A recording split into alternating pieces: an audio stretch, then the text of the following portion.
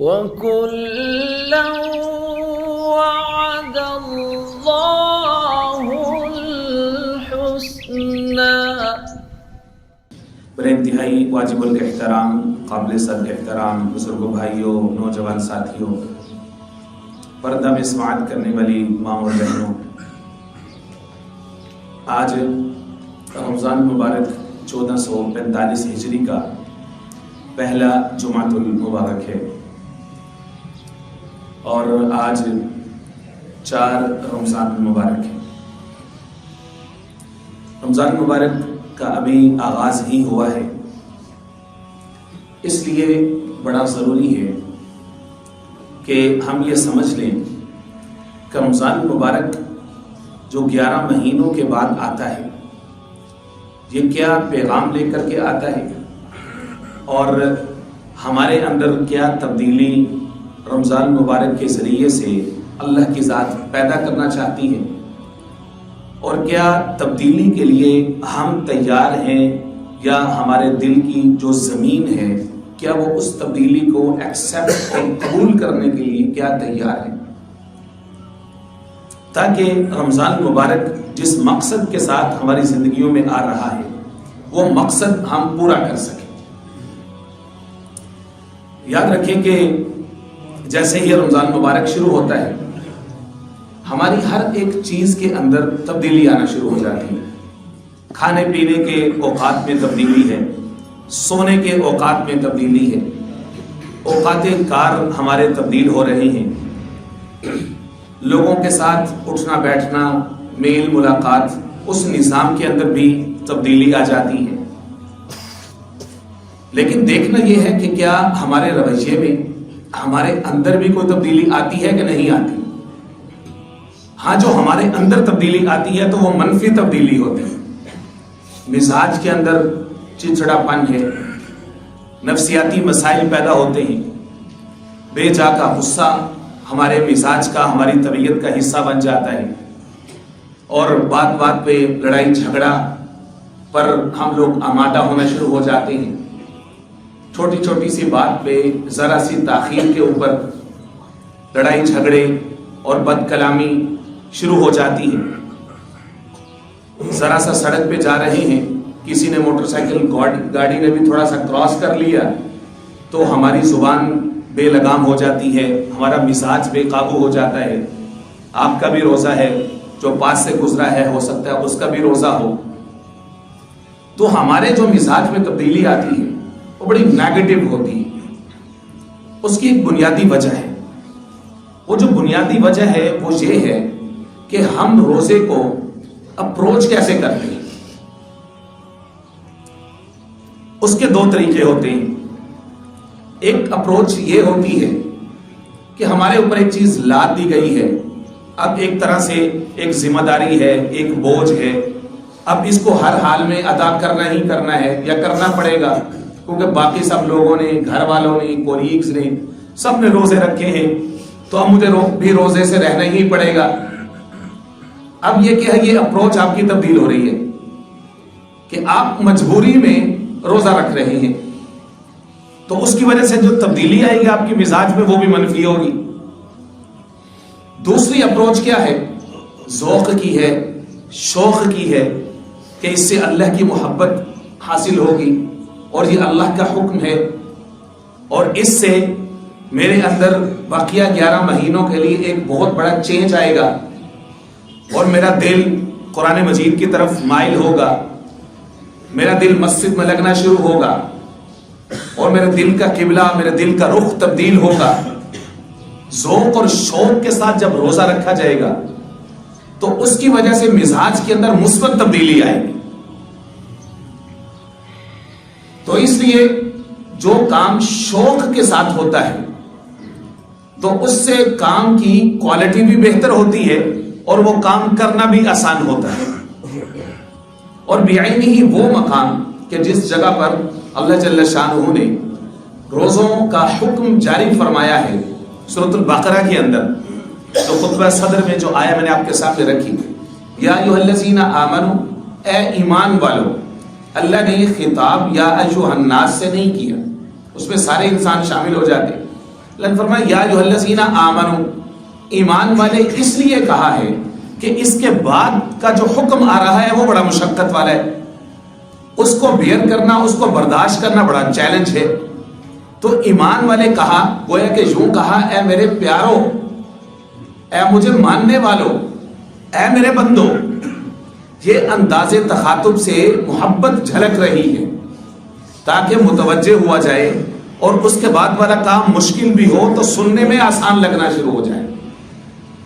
کتب علیکم الصیام، تم پر روزے اس طرح سے فرض کیے گئے ہیں، کما کتب علی الذین من قبلکم، جس طرح سے تم سے پہلے لوگوں پر روزے فرض کیے گئے تھے. اچھا، اس جملے کی بظاہر ضرورت نہیں تھی. حاکم بداہن ابھی اس جملے کو ذرا امانت کے طور پر رکھیے گا. کما کتب علی الذین من قبلکم، جس طرح سے تم سے پہلے لوگوں پر فرض کیے گئے تھے، ضرورت نہیں تھی. بھائی ایمان والا مکلف ہے، اللہ کے حکم کا پابند ہے. اس کو جب کہہ دیا گیا بھئی تو نے یہ کرنا ہے، یہ سودا، یہ سلف، یہ تو نے مارکیٹ سے لے کر کے آنا ہے، اس کو یہ بتانے کی ضرورت نہیں ہے کیونکہ ڈرائیور بچوں کو سکول چھوڑنے گیا ہے لہٰذا تو یہ کام کر کے آ، کیونکہ وہ پابند ہے یہ کام کرنے کا، یہ کرنے کی ضرورت نہیں ہے. گویا کہ یہ بھی اللہ رب العزت کا اپنے مومنین بندوں کے ساتھ اظہار محبت ہے کہ جب کسی انسان کو کوئی مشقت طلب کام اسائن کیا جاتا ہے. قرآن مجید کے اندر 40,000 سے زیادہ علوم ہیں، ان میں سے ایک علم سائیکالوجی کا ہے، یعنی ہیومن سائیکالوجی، انسانی نفسیات کو کیسے پلے کرنا ہے. ایک کام مشقت طلب ہوتا ہے، مشکل ہوتا ہے، لیکن بتانے والا اس کو اس انداز کے ساتھ بتائے، اس انداز کے ساتھ اس کو بلائے کہ وہ جو کام ہے وہ اس کو آسان لگنا شروع ہو جائے. کہ اگر مالک غصے کے ساتھ، جلال کے ساتھ، روب کے ساتھ اوئے توئے کر کے بلائے اور کہے جا یہ کام کر کے آ، تو وہ کام تو کرے گا لیکن اس کی طبیعت پہ بڑا گناہ گزرے گا. یار یہ بندہ ریسپیکٹ فل نہیں ہے، میں ابھی اس کے ساتھ صرف مجبوری کے ساتھ کام کر رہا ہوں، وہ کام کرے گا. لیکن اگر وہ کہے کہ پیارے بھائی مجھے پتہ ہے کہ یار باہر گرمی ہے، لیکن یار میں ذرا اس وقت بیزی ہوں، مصروف ہوں، میرے بڑے معزز مہمان آ رہے ہیں، مجھے یقین ہے کہ جس طرح سے تو ان کی کیئر کر سکتا ہے اس طرح سے کوئی اور ان کی کیئر نہیں کر سکتا. اب وہ دل سے خوش ہو جائے گا. اب وہ ہو سکتا ہے پورا کام آپ کا سنے بھی نہ، پہلے ہی قدم دوڑائے باہر کی طرف کہ صاحب نے میرے ساتھ اتنی محبت کے ساتھ بات کی ہے تو میں کیوں نہ اس کو خوش کروں. تو اللہ رب العزت نے اس سے ملتا جلتا انداز اختیار کیا. کما کتب علی الذین من قبلکم، روزے صرف تم پر فرض نہیں کیے گئے، تم سے پہلے لوگوں پر بھی اسی طرح سے فرض کیے گئے تھے. سنو اب ہم تمہیں اس کا فلسفہ اور مقصد بتا رہے ہیں. لعلکم تتقون، تاکہ تم متقی بن جاؤ، پرہیزگار بن جاؤ. اب روزہ انسان کے اندر دنیا کی سب سے بڑی طاقت پیدا کرتا ہے، سب سے بڑی طاقت، یعنی ایک ایسا کام کہ جو دنیا بھر کی پولیس، فوج، ایلیز، دنیا بھر کی طاقتور ترین کوئی بھی چیز وہ نہ کروا سکے، وہ قرآن مجید کا دیا ہوا ایک انداز کروا لیتا ہے. اور وہ طاقت کون سی ہے؟ وہ تقوی کی طاقت ہے کہ انسان کے اندر جب تقوی پیدا ہو جاتا ہے، اللہ کا خوف پیدا ہو جاتا ہے، اللہ کا ڈر پیدا ہو جاتا ہے، اللہ کی محبت پیدا ہو جاتی ہے، تو اب مشکل سے مشکل کام بھی اس کے لیے کرنا آسان ہو جاتا ہے. اس کو کوئی محسوس نہیں ہوتا. اس کے اوپر چاہے جتنا مرضی خواہشات کا غلبہ آ جائے، لیکن وہ خود کو ایک میسج وہ دے لیتا ہے کہ میں روزے سے انی صائم ہوں. روزے کا تقاضا یہ ہے کہ مجھے نماز ادا کرنی ہے. روزے کا تقاضا یہ ہے کہ مجھے دوسروں کے ساتھ حسن سلوک کرنا ہے. روزے کا تقاضا یہ ہے کہ مجھے دوسروں کے ساتھ نرم گفتگو کرنی ہے. روزے کا تقاضا یہ ہے کہ میں نے گالی کا جواب گالی سے نہیں دینا. روزے کا تقاضا یہ ہے کہ کوئی سخت بول بولے گا، میں نے اس کا جواب نرم بول کے ساتھ اس کو دینا ہے. روزے کا تقاضا یہ ہے کہ میں لوگوں کے ساتھ ظلم و زیادتی نہ کروں. میں تاجر ہوں، میرے روزے کا تقاضا یہ ہے کہ میں لوگوں کے اوپر گراں باری کا کوڑا نہ ماروں. میں تاجر ہوں، میرے روزے کا تقاضا یہ ہے کہ میں ناجائز منافع خوری سے باز رہوں. میرا روزہ ہے، میں تاجر ہوں، میرا تقاضا یہ ہے کہ میں لوگوں کو ذلیل و رسوا نہ کروں، میں لوگوں کی جیب کے اوپر ڈاکہ نہ ڈالوں، میں لوگوں کے اوپر کام کا بوجھ ہلکا کر دوں، اپنے ماتحت جو مملوک ہیں، جو مزدور ہیں، میں ان سے کام کا بوجھ ہلکا کروں، احساناً ان کی مزدوری میں اضافہ کر دوں۔ میں روزے دار ہوں تو میرے روزے کے یہ تقاضے ہیں۔ اب یہ سارے تقاضے کہاں سے آ رہے ہیں؟ یہ ان دو الفاظ سے آ رہے ہیں، لعلکم تتقون، تاکہ تم تقوی اختیار کرو۔ یہ تقوی کا جو لفظ ہے نا، تتقون سے جو ہم نکال رہے ہیں، اسی سے ہی ہم نے یہ سیکھنا ہے کہ روزہ ہمیں کیا دے رہا ہے، یا روزہ ہمارے اندر کیا تبدیلی لے کے آ رہا ہے، جس کا تذکرہ میں نے خطبہ تمہید کے اندر کیا نا، کہ روزہ ہمارے اندر یا رمضان مبارک ہمارے اندر کیسی تبدیلی لانا چاہتا ہے، کون کون سی چیزیں ہیں۔ اس میں سے سب سے پہلے جو چیز روزہ کی وجہ سے ہمارے اندر پیدا ہوتی ہے یا ہونی چاہیے، یا اگر نہیں ہے تو ہمیں سوچنا چاہیے کہ فالٹ کہیں نہ کہیں موجود ہے، ہمارے روزے کے اندر فالٹ ہے، اور وہ ہے صبر و تحمل کا ہمارے اندر آ جانا۔ صبر کی جو صفت ہے یہ بہت عظیم صفت ہے۔ آپ سورہ رعد پڑھیے، پارہ نمبر 13 کے اندر اللہ فرماتے ہیں کہ جب جنتی جنت کے اندر جا رہے ہوں گے تو ایک اسپیشل فرشتوں کا ایک گروپ ہوگا جو ان کو گارڈ آف آنر پیش کرے گا۔ وہ ان کو کن الفاظ کے ساتھ کہے گا؟ سلام علیکم بما صبرتم۔ یہ جو آج ہم تمہیں سیلوٹ کر رہے ہیں نا، یہ فقط اس وجہ سے کر رہے ہیں صبر تم، جو تم نے دنیا کے اندر صبر اختیار کیا، صبر کی وجہ سے سلام علیکم بما صبرتم۔ تو یہ جو صبر ہے، یہ جو تحمل ہے، یہ جو سیلف کنٹرول ہے، یہ روزے کی روح ہے۔ اور یہ جو اپنے آپ پر کنٹرول حاصل کرنا ہے، یہ صرف غصے کو کنٹرول کرنا مراد نہیں ہے، بلکہ ہر معاملے میں خود کو کنٹرول کرنا، کھانے پینے کے اندر بھی اپنے آپ کو کنٹرول کرنا ہے، اپنی ہیبٹ کو چینج کرنا ہے۔ ہمارے یہاں ہوتا کیا ہے کہ سحری میں صاحب نے اتنا کھایا، اتنا پیا، اس کو یہ لگا کہ اب سارا دن چونکہ میں زیادہ پانی پیوں گا تو سارا دن مجھے پیاس نہیں لگے گی، اتنا کھا لیا کہ معدہ بھاری ہو گیا، پر ہو گیا، اب طبیعت کے اوپر فجر کی نماز میں آنا بھی گراں ہے۔ اب جن لوگوں کو جلدی ہے نماز پڑھنے کی، وہ یہ چاہ رہے ہیں کہ امام صاحب کو چاہیے کہ وقفہ صرف 10 منٹ کا رکھیں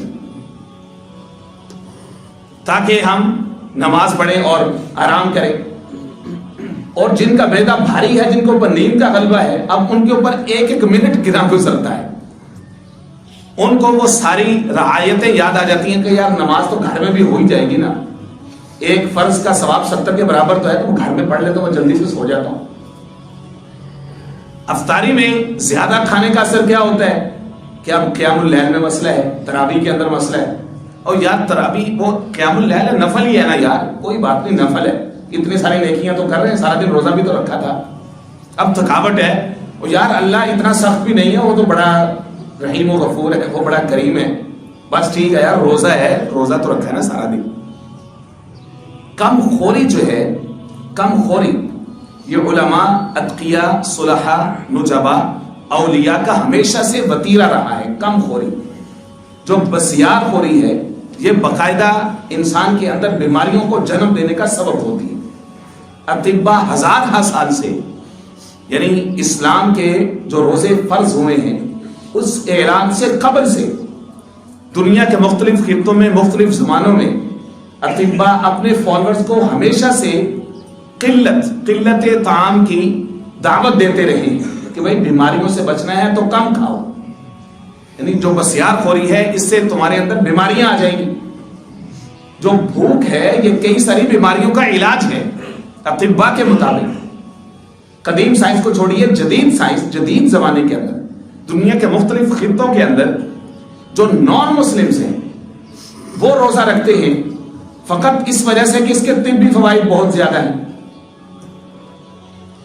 اور وہ ایک تیر سے دو شکار کرتے ہیں، ایک طرف سے طبی فوائد بھی حاصل کر لیتے ہیں، دوسری طرف سے جو ان کا میٹھا میٹھا نعرہ ہے جو دنیا کا وہ دکھاتے ہیں کہ سب کے ساتھ ہم نے برابر کا سلوک کرنا ہے، تو وہ بھی ان کا شوق پورا ہو جاتا ہے کہ ہم نے مسلمانوں کے ساتھ رواداری کا معاملہ بھی کر لیا, روزہ بھی رکھ لیا, طبی فائدہ بھی مل گیا, تو اللہ کو تو صرف نیت چاہیے. تو اس لیے جو صبر و تحمل ہے, جو کنٹرول ہے, وہ صرف اپنے مزاج کا کنٹرول نہیں ہے, بلکہ اپنے کھانے پینے کو بھی ذرا ڈسپلن میں لے کر کے آنا, یہ صبر و تحمل ہے. اس کو کہتے ہیں کہ روزہ ہمیں ایک ڈسپلن سکھاتا ہے, نظم و ضبط میں لے کر کے آتا ہے. ہمارے اوقات محدود ہوتے ہیں ہر کام کے, ہمارے ہر طرح کے وقت کے اندر تبدیلی آ جاتی ہے. یہی جو تقویٰ ہے لعلکم تتقون, یہ ہمیں دوسروں کا احساس کرنا سکھاتا ہے, فیل فور ادرس, کہ باقیہ 11 مہینوں میں جن لوگوں کے پاس 2 وقت کا کھانا نہیں ہوتا, ہم یہ امیجن کر سکیں کہ ان کی زندگیاں کیسے گزرتی ہیں. جب ہم نے صبح کا کھایا ہے اور ہم پابند ہیں اور اب شام کو جا کر کے کھانا ملے گا, تو باقی یہ 11 مہینوں میں وہ جو فقراء اور مساکین ہیں ان کا کیا بنتا ہوگا. یہ ہمیں سیکھ ملتی ہے. مضبوط قوت ارادی ہمیں روزے کے ذریعے سے ملتی ہے کہ جو ارادہ کر لیا اب اس سے ہم ٹل نہیں سکتے. یہ مسلمان کی بہترین ٹریننگ ہے.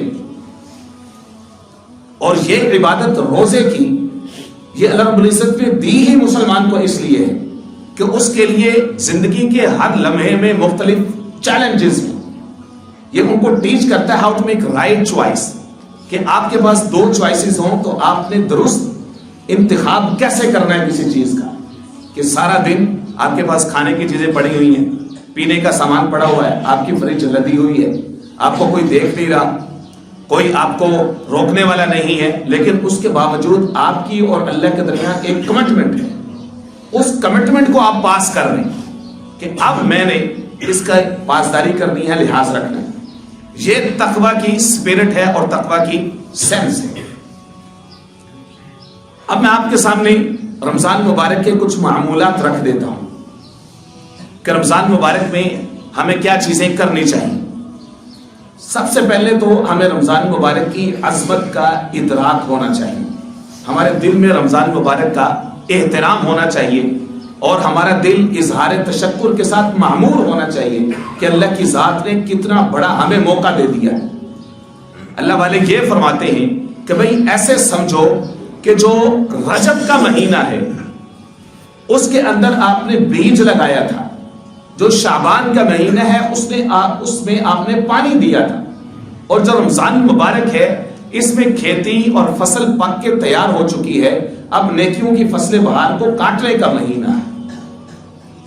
جو رجب ہے یہ ہواؤں کا مہینہ ہے, اور جو شعبان ہے یہ بادلوں کا مہینہ ہے, اور جو رمضان مبارک ہے یہ اللہ کی رحمت بارش کی طرح برسنے کا مہینہ ہے. تو سب سے پہلے ہم رمضان مبارک کی عظمت کا ادراک کریں. کتب احادیث کے اندر ایک روایت ملتی ہے 2 صحابہ اکرام کی,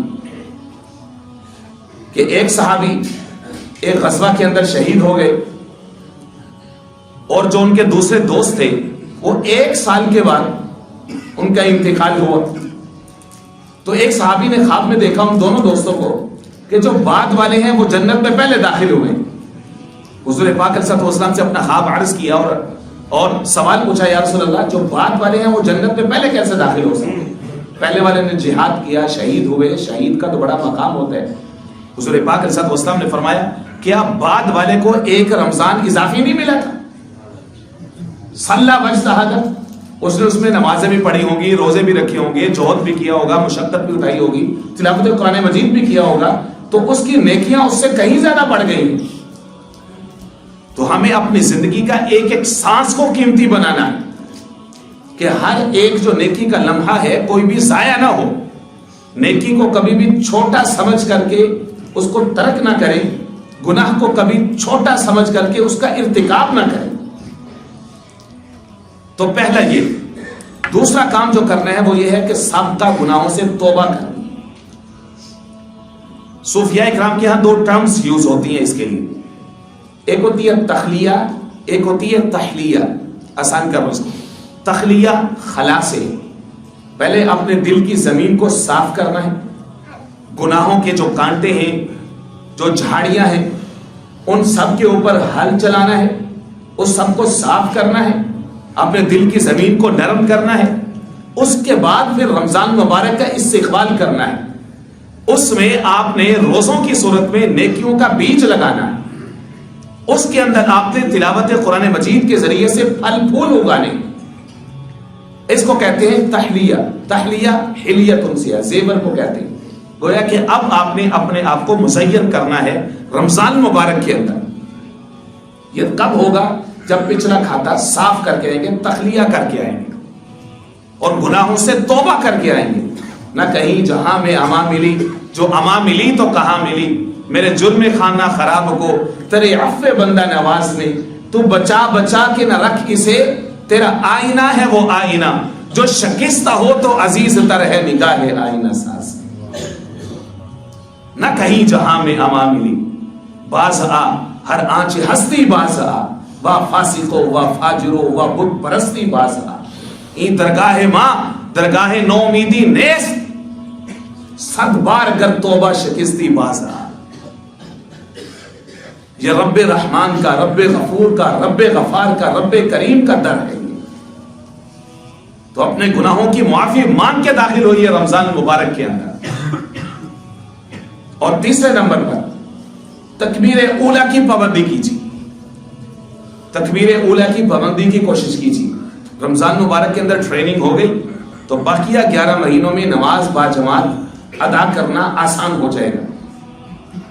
کتب احادیث کے اندر بڑی مشہور حدیث ہے، جامع ترمذی کے اندر موجود ہے. حضور پاک علیہ السلام نے فرمایا من صلی 40 یوما بالتکبیرۃ الاولیٰ للہ، جس شخص نے اللہ کی رضا کے لیے 40 روز تکبیر اولیٰ کے ساتھ نماز پڑھی، فرمایا کتب لہ براءتان، اس کو 2 پیمانے عطا کیے جاتے ہیں، 2 ڈگریز دی جاتی ہیں اس کو، براءۃ من النار و براءۃ من النفاق.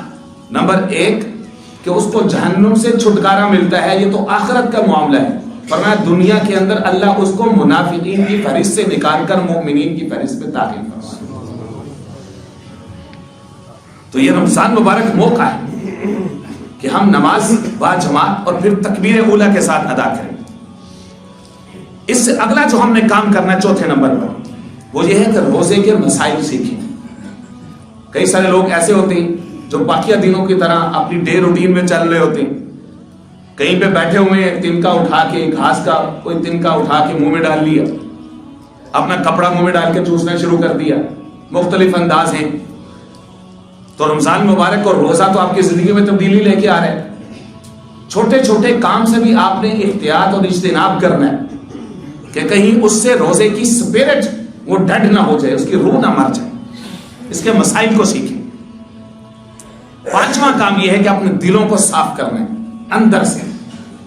باروں ململ دھونی ہے اندروں ململ دھو، باروں ملندر کی فائدہ چے اندر میلا ہو. روزے کا تعلق بھی انسان کے اندر سے، باہر کسی کو کیا پتا کہ یہ روزہ ہے. اس لیے تو حدیث قدسی میں اللہ فرماتے فإن الصوم فإنه لي، روزہ میرے لیے ہے، وأنا أجزى به، اور اس کے بدلے میں میں خود ملوں گا، کیونکہ میرے علاوہ کسی اور کو میرے بندے کا پتہ نہیں تھا کہ یہ روزے سے. تو اس لیے ہم اپنے دل کو صاف کریں حسد سے، بغض سے، غصے سے، نفرت سے، کینے سے، دوسروں کی دشمنی سے، عداوت سے، دوسرے سے بدلہ لینے کا جو جذبہ ہے، یہ سارے کانٹے، گھاس پھوس، جھاڑیاں، ان سب سے ہم اپنے دلوں کو پاک کریں. اس کی جگہ پہ تقویٰ لے کے آئیں، انسانیت کا درد لے کے آئیں، غرباء فقراء کے ساتھ ہمدردی کا جذبہ لے کر کے، بڑوں کی خدمت اور اطاعت لے کر، اولیاء اللہ کی محبت کے ساتھ اپنے دل کو مزین کریں. قرآن مجید کی تلاوت کے ذریعے سے اپنے دل کی آرائش کریں. تو اس طرح سے ہمارا جو دل ہے وہ صاف ہوگا.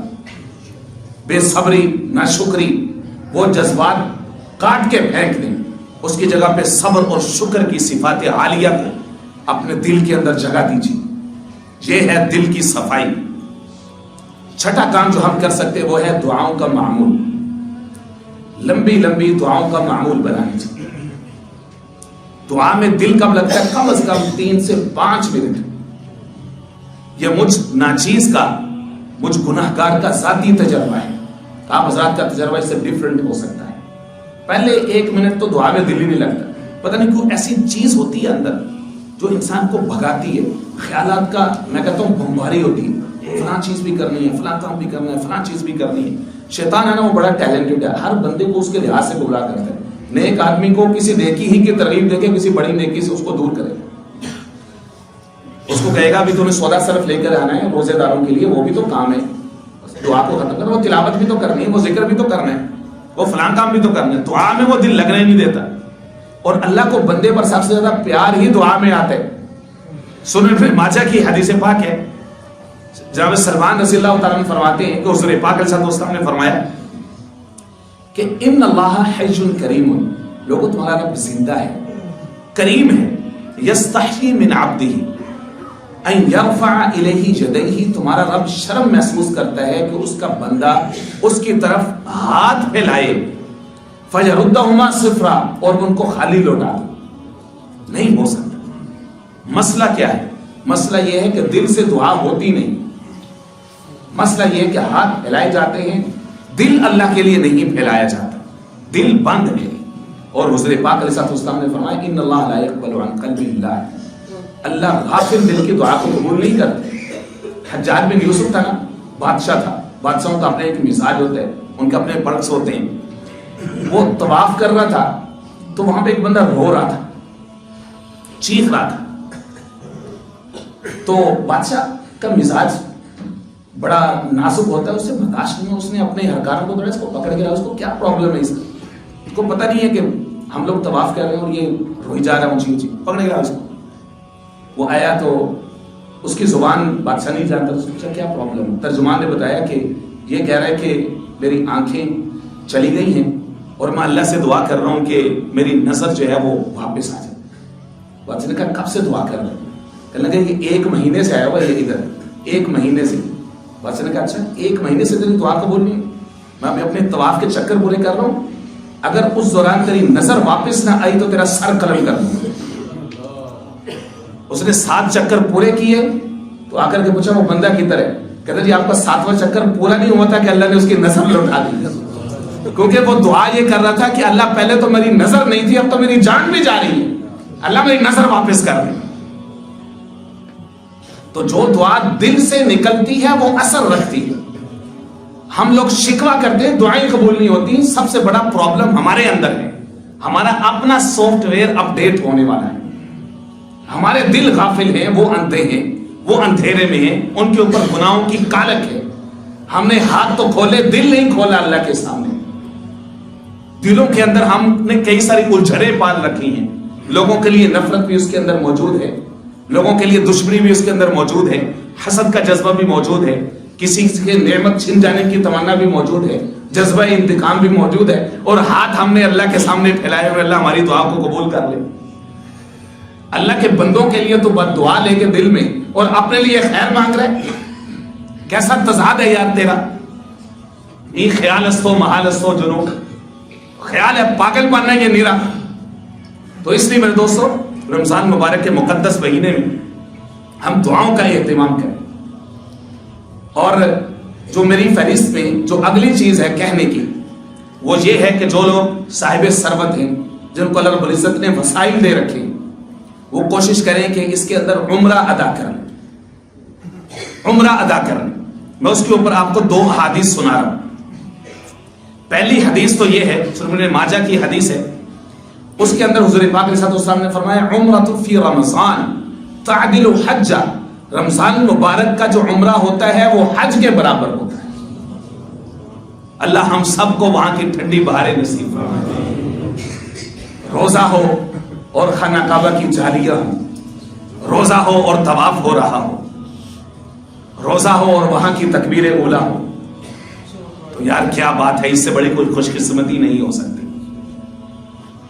دوسری حدیث پاک جو کہ قدر طویل ہے, میں اس کا خلاصہ آپ کے سامنے رکھ دیتا ہوں. بخاری شریف کی حدیث ہے. سیدنا ابن عباس رضی اللہ عنہ فرماتے ہیں آخر کریم صلی اللہ علیہ وسلم نے رمضان مبارک کے اندر عمرہ فرمایا. جب واپس آئے تو ایک انصاریہ عورت تھی, سنان انصاریہ. وہ عام طور پر مالی کے اعتبار سے مدینہ میں سٹیبل شمار ہوتی تھی. سٹیبل اس کو کہتے تھے, یعنی جس کے پاس کوئی 2-4 اونٹ ہیں, کوئی سواریاں ہیں, تو اس کو کہتے تھے سٹیبل ہے, بھائی اپنی سواری ہے اس کے پاس. حضور پاک صلی اللہ علیہ وسلم نے فرمایا ما منعکی ان تحج معی، انصاری تجھے کس نے منع کیا کہ تم میرے ساتھ عمرہ کرنے چلی جاتی؟ اس سے بڑی کیا خوش قسمتی ہو سکتی تھی؟ انہوں نے کہا یا رسول اللہ ابو فلاں کے ابا نے تعنی زوجہ نے اپنے خامد کا کہہ رہی تھی کہ میں اس کی وجہ سے نہیں جا سکی. کیا ہوا تھا؟ لنا ناصحانی، 2 اونٹنیاں ہمارے لیے، ہمارے پاس 2 سواریاں تھیں، ایک کو ہم نے حل وغیرہ کے لیے استعمال کرنا ہوتا ہے، کھیتی باڑی کے لیے استعمال کرنا ہوتا ہے، ایک وہ لے گئے. تو حضور پاک علیہ السلام نے فرمایا کہ کاش کہ تو عمرہ کر لیتی. کیوں؟ فرمایا فإن عمرۃ فی رمضان تقضی حجہ، رمضان کے اندر عمرہ حج کے برابر ہوتا ہے. اور راوی فرماتے ہیں یا حضور پاک صلی اللہ علیہ وسلم نے فرمایا کہ او معیہ، یا میرے ساتھ جو عمرہ ہوگا وہ حج کے برابر اس کا ثواب ہوگا. تو اس لیے جو صاحب ثروت ہے، جو غربا ہے، جن کے پاس ظاہری وسائل موجود نہیں ہے، تو وہ اللہ سے اس کی توفیق مانگے. جن کے پاس مال ہے، وقت نہیں ہے، وہ اللہ سے اپنی مغفرت مانگے، وہ بھی اللہ سے دعا کریں. تو اس لیے میرے دوستو رمضان مبارک آ رہا ہے، آیا ہے الحمدللہ ثم الحمدللہ، اور اس کا پتہ کوئی نہیں چلنا. آج پہلا جمعہ ہے اور 3 سے 4 جمعے باقی ہیں، بلکہ 3 جمعے باقی ہیں. تو اس میں کوشش کریں ہم رمضان مبارک کو ہم صحیح معنی میں اس کی اسپرٹ اور اس کی روح کے مطابق ہم اس کو پورا کرنے کی کوشش کریں. میں ایک حدیث پاک صرف آپ کے سامنے رکھ کے آج کی اس ڈسکشن کو کنکلوڈ کر رہا ہوں. حضور پاک علیہ السلام کا رویہ رمضان مبارک میں یہ تھا کہ حضور پاک علیہ السلام کی صحابت اپنی عروج پہ پہنچ جایا کرتی تھی. سیدنا عبداللہ بن عباس رضی اللہ تعالیٰ عنہ فرماتے ہیں کان النبی صلی اللہ علیہ وسلم اجود الناس، حضور پاک علیہ السلام لوگوں میں سے سب سے زیادہ سخی تھے. سب سے زیادہ سخی کون تھے؟ حضور تھے. حضور سے بڑا سخی کوئی پیدا ہی نہیں ہوا. لوگ حاتم طائی کی مثالیں دیا کرتے تھے. آقا کریم علیہ السلام کی صحابت کا سورج طلوع ہوا تو بڑے بڑے سخی گہنا گئے، گنتی میں ہی نہیں آتے جتنے سخی حضور کی ذات تھی. ایک شخص مسافر تھا، بڑی دور سے آیا، وہ بڑا عاشق تھا اونٹوں کا. حضور پاک علیہ السلام کو اس کی نفسیات کا پتہ چلا. آقا کریم علیہ السلام کے پاس کسی نے تحفے میں اونٹ بھیجے ہوئے تھے 300. وہ کھڑے ہوئے تھے سامنے اسٹیڈیم کے اندر. اس نے یوں دیکھا نا اونٹوں کی طرف.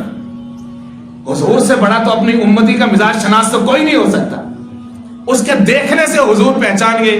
فرمایا ہے فلاں یہ سارے تیرے، یہ سارے تیرے. حضور جیسا سخی کوئی پیدا نہ ہوا. فرمایا لوگوں میں سے سب سے زیادہ سخی کون تھے؟ حضور تھے. اچھا پہلے یہ تعریف کی، اس کے بعد فرمایا وَأَجْوَدُ مَا يَكُونُ فِي رَمَضَانِ، اور رمضان میں حضور کی صحابت کا تو لیول ہی کچھ اور ہوتا تھا. وہ کیا ہوتا تھا؟ فرمایا فَلَا رسول اللہ صلی اللہ علیہ وسلم اجود بالخیر من الريح المرسلہ، جو تیز ہوا چلتی ہے کہ چند سیکنڈ کے اندر ہزاروں لاکھوں لوگوں کے جو سر ہوتے ہیں ان سے ٹکراتی ہے اور ان کے سروں کو ٹھنڈا کر دیتی ہے. حضور کی صحابت اس تیز ہوا سے بھی کہیں زیادہ تھی. تو میرے دوستو جن کو اللہ نے دے رکھا ہے نا، تو وہ اپنی تجوریوں کے دہانے کھولیں. جو مالدار ہیں، جو اغنیاء ہیں، جو صاحب ثروت ہیں، ان کو چاہیے کہ وہ غرباء کے اوپر، فقراء کے اوپر، مساکین کے اوپر دل کھول کے خرچ کریں. ان کی ضروریات کو پورا کرنے کا اہتمام کریں، اور وہ بھی سیکریسی کے ساتھ، خفیہ اور جھک کے عاجزی کے ساتھ کہ اللہ تو نے توفیق دی ہے، یہ مال بھی تو نے دیا تھا، یہ تیرے بندے کی ضرورت ہے، اس کو نہ دے کے تو نے آزمایا تھا، مجھے دے کے آزمایا ہے. اے اللہ تو میرا بھی بھرم رکھ، اس کا بھی بھرم رکھ، مجھے بھی دنیا آخرت کی کامیابی دے، اس کو بھی دنیا اور آخرت میں کامیاب فرما دے. اللہ تعالیٰ سمجھ نصیب فرمائے.